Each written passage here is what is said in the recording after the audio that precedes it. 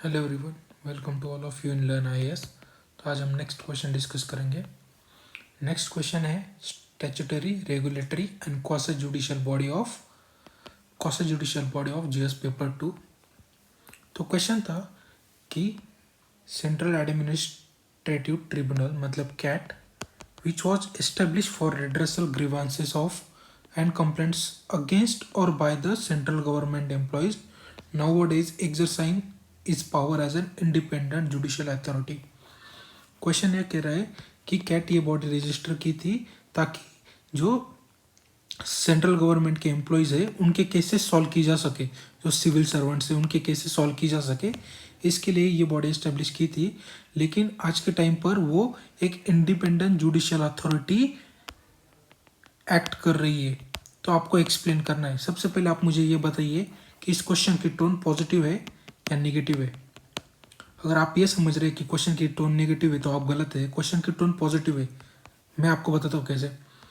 अगर कोई भी बॉडी अगर इंडिपेंडेंटली जुडिशियल अथॉरिटी की जैसे वर्क कर रही है, मतलब वो क्या कर रही है, अपने केसेस को freely without interference of executive solve कर रही है। पॉलिटिशियन का कोई भी इंटरफेरेंस नहीं है, वो अपनी पावर्स को एग्जर्ट कर रही है।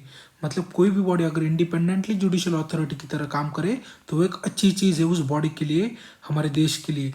मतलब क्वेश्चन कहना चाह रहा है कि कैट जो रिड्रेसल के लिए बनाया गया था सिविल सर्वेंट के, वो अपने पावर्स को बढ़ा रही है और वो इंडिपेंडेंटली एक्ट कर रही है, उस पर कोई इंटरफेरेंस नहीं है। आप इस चीज़ को एक्सप्लेन कीजिए। मतलब आपको समझ आया, ये नेगेटिव चीज़ नहीं, ये एक पॉजिटिव चीज़ है कि वो इंडिपेंडेंट जुडिशियल अथॉरिटी की तरह अपनी पावर एक्सरसाइज कर रही है। ठीक है, तो इसी चीज़ को आपको एक्सप्लेन करना है।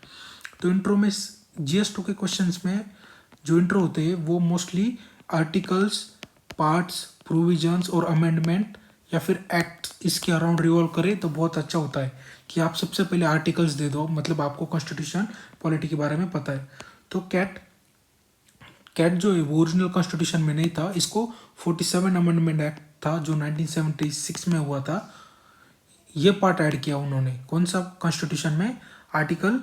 Part 14A।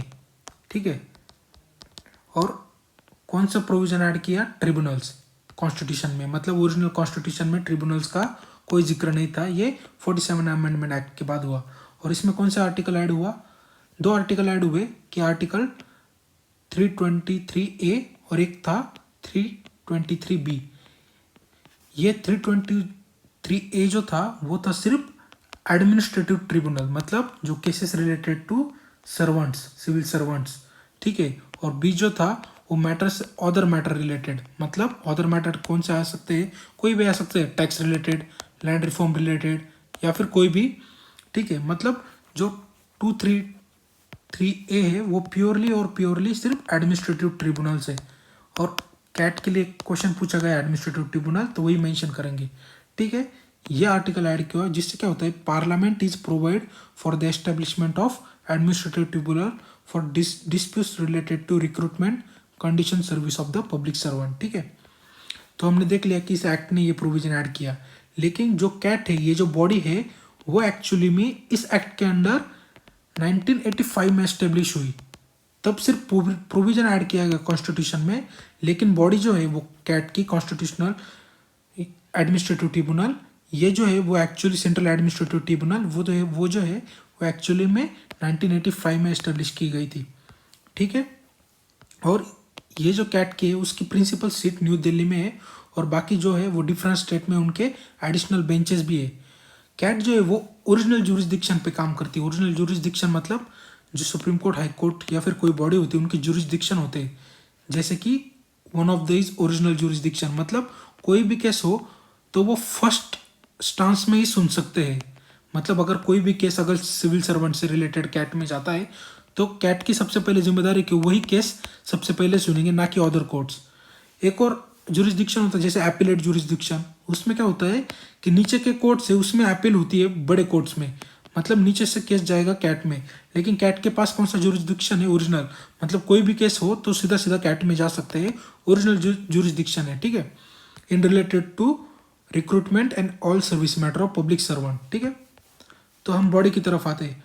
बॉडी मैन में इसमें अराउंड करेंगे कि ऐसे कौन सी प्रोविजंस है कि कैट जो है वो इंडिपेंडेंटली जुडिशियल अथॉरिटी की तरह एक्ट कर रही है।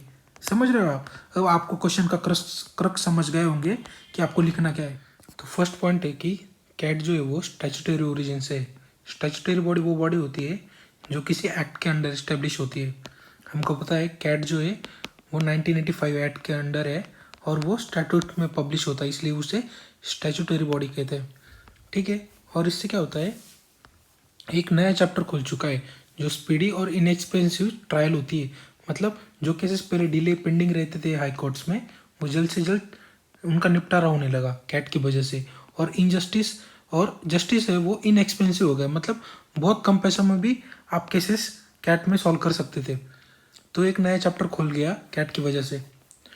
नेक्स्ट जो है वो आर्टिकल 323A जो है वो पार्लियामेंट को अनेबल करता है कि जो केसेस सर्वेंट से एडमिनिस्ट्रेटिव डिपार्टमेंट से रिलेटेड है पेंडिंग सिविल कोर्ट में या फिर हाई कोर्ट में, तो पार्लियामेंट क्या कर सकती है, उन केसेस को ट्रांसफर कर सकती है कैट को हाई कोर्ट से या फिर सिविल कोर्ट से। ठीक है, तो मतलब आप समझ सकते हो कि कैट की पावर कितनी बढ़ चुकी है। नेक्स्ट जो पॉइंट है कि मेंबर जो है वो बहुत judicial as well as administrative stream से लिए जाते हैं। कैट के जो मेंबर्स होते हैं वो एडमिनिस्ट्रेटिव भी मेंबर्स होते हैं और जुडिशियल भी होते हैं। इससे क्या होता है, कैट के पास दोनों एक्सपर्टीज है, एडमिनिस्ट्रेटिव भी है और जुडिशियल एक्सपर्टीज भी अवेलेबल है। तो इससे उनकी जो जस्टिस डिलीवर करने की सिस्टम है वो और इफेक्टिव हो जाती है और वो और इंडिपेंडेंटली अच्छे से अपने आप से वर्क करते हैं। नेक्स्ट पॉइंट देखेंगे। नेक्स्ट ऐसे कौन से पॉइंट है जिससे कि कैट है वो इंडिपेंडेंट बॉडी जुडिशियल अथॉरिटी की तरह एक्ट कर रही है। नेक्स्ट पॉइंट है कि CAT is a free from technical rules. जैसे कि कुछ एक्ट्स होते हैं जिनके टेक्निकल रूल्स फॉलो करने पड़ते हैं, लेकिन कैट उन टेक्निकल रूल्स से फ्री है। जैसे कि Indian evidence act 1872, code of civil procedure 1908, और इन जो टेक्निकल रूल्स है उनसे उनको छुटकारा मिल चुका है। लेकिन ये जो है बॉडी कैट, ये जो अपने डिसीजन है वो खुद के डिसीजन रिव्यू कर सकती है। जैसे हाई कोर्ट सुप्रीम कोर्ट अपने खुद के जजमेंट है वो रिव्यू करते हैं अगर कुछ एरर है उन जस्टिस में या फिर जजमेंट में, वैसे ही कैट भी अपने जजमेंट को खुद से रिव्यू कर सकती है, डिसीजन बदल सकती है कि हमने जो डिसीजन दिया था वो गलत था, अब इसमें हम ये फेरबदल कर रहे हैं। मतलब इससे क्या होता है, उनका जो अगर कोई जस्टिस डिलीवर करने में एरर है तो उस एरर को भी कैट निकाल सकती है एक जैसे जुडिशियल बॉडी की तरह। ठीक है, तो इससे क्या होता है, उनकी पावर और बढ़ जाती है। और ये जो कैट है वो bounded by the principle of natural justice. Principle of natural justice से बाउंड है, मतलब क्या है, ये जस्टिस के 3 प्रिंसिपल्स है, ऑडी पाटरम वगैरह आप पढ़ लेना। मैं आपको आसानी से बता सकता हूँ कि मतलब क्या है प्रिंसिपल ऑफ नेचुरल जस्टिस का, कि दोनों साइड के केसेस सुने जाए, पार्टी ए पार्टी बी, ना कि सिर्फ किसी को एक कोई चांस दिया जाए, अपोजिशन के भी व्यूज अच्छे से सुन ली जाए। इसको कहते हैं कि प्रिंसिपल जस्टिस। और जो बॉडी केस डिसाइड कर रही है वो जो है वो पार्शियली नहीं करे, कोई भी पार्शियलिटी ना करे, इम्पार्शियलिटी अपने जजमेंट को वो सुना दे। ठीक है, तो इसे कहते हैं principle of natural justice. Recently Delhi high court ने ये कहा है कि कैट जो है उसके पावर जो है वो इक्वल है हाई कोर्ट की तरह in matters related to contempt proceeding. Contempt proceeding वो प्रोसीडिंग होती है अगर हाई कोर्ट या फिर सुप्रीम कोर्ट अपने वेरियस जजमेंट्स देती है या फिर कोई एक्टिविटी करने को बोलती है, लेकिन कोई उस जजमेंट को मानने से इनकार कर दे या फिर उसकी मतलब स्कैंडलाइज कर दे या फिर जुडिशियल की अथॉरिटी को लोअर कर दे, तो कोर्ट क्या करती है, उसके अगेंस्ट कंटेम्प्ट प्रोसीडिंग एक्ट करती, क्रिमिनल या फिर सिविल नेचर के। तो उसी प्रकार से कैट है, कैट को भी अपने पास पावर है, ऐसा दिल्ली हाईकोर्ट ने कहा कि वो भी अपने कंटेम्प्ट प्रोसीडिंग कर सकती है। अगर कैट का डिसीजन कोई मान नहीं रहा तो वो उसके खिलाफ कंटेम्प्ट प्रोसीडिंग चार्जेस लागू कर सकती है। ठीक है, तो उससे क्या होता है, वो इंडिपेंडेंट जुडिशियल अथॉरिटी की तरह ही सेम टू सेम एक्ट कर रही है कैट। तो ऊपर के सारे पॉइंट से हमें पता चलता है कि कैट एक इंडिपेंडेंट जुडिशियल अथॉरिटी की तरह काम कर रही है। तो हमने मेन बॉडी में सारे पॉजिटिव चीज़ें देख ली है कि कैट कैसे एक इंडिपेंडेंट बॉडी बन चुकी है। लेकिन हम जो हमारा कंक्लूजन लिखेंगे वो ऐसे लिखेंगे कि 1-2 पॉइंट हम क्रिटिसाइज करेंगे बॉडी को और फिर लिखेंगे। आपको मैं बताता हूँ कैसे। However CAT is still not a truly independent body.